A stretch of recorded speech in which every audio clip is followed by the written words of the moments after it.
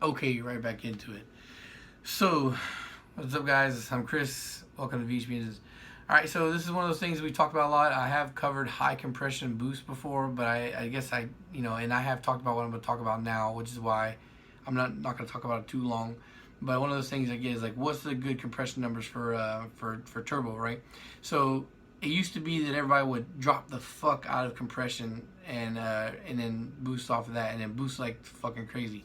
But I think now that we've gotten to where tuning is a lot better, and tuning technology is a lot better, and just developments in that and all that kind of shit, where it's not necessarily a good thing to go super low on compression anymore. So what got me thinking about this was years ago. Before we got to this point, it was years ago when I started building my first engines.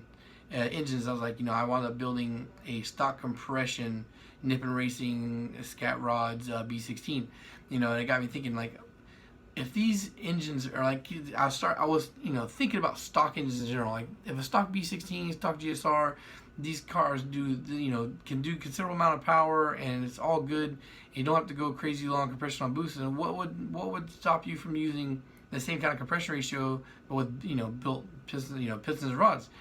Right, so that got me thinking about it, and then so over time I was like, well, yeah, if you want a really good response, like, and you don't want to worry about turbo lag and all that shit, I would run. My recommendation has been always run as close to stock compression as possible. But there are still some engines out there, some B series and D series that have compression in the nines that that I still would say you can raise some compression there to gain access to some more power, right?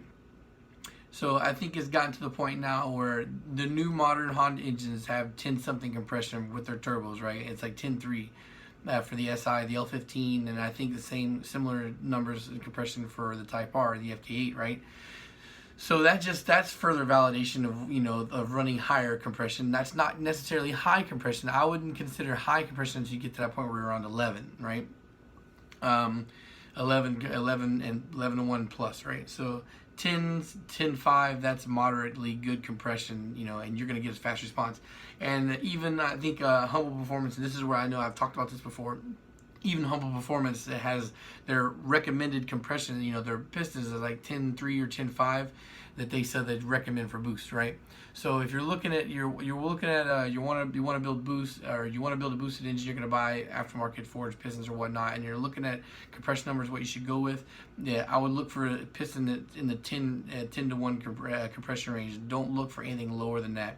You don't need to really drop your compression down. I would recommend against it. Like, it's just you're gonna make yourself a void on the low end, especially if you want that fat power band, like a good even power band across the board. You don't want to just be like low power, then jump up at the end of it. So once you've built all the boosts, you want to be able to have enough compression that your engine can make some decent power on motor itself, and then help spool that fucking turbo. So yeah, like I said, quick video. You're looking at the 10-something range if you're looking at building a boosted engine. And now I know that this one thing this contradicts is me and the built single cams, because I'm always saying use Vitara just because they're so cheap. $100 pistons, $99 pistons. You can even get as cheap as $95 pistons. And they make upwards of 500. Like, if you do the 450 horsepower range with that single cam, like, you're gonna last forever. Relatively speaking, unless you have a fuck up or a mistake or some shit that fails, 450 horsepower on those pistons should last you for a very, very long time. Even 500 horsepower has been able to do it. If you're gonna build, if you want more power, or you're just looking for more reliability, or just a peppy response in single cam, then I would get some forged pistons in the 10 area. And maybe that's something I might do later on down the stretch. Maybe grab some Tron pistons that are like 10.5 to 1 compression for the single cam, and then build a single cam like that. But who knows? I always have a million ideas, and I'm only capable of doing so much. Maybe that'll change in the near future. I guess I'm that's hanging in the balance here. We'll find out pretty soon. So that's it.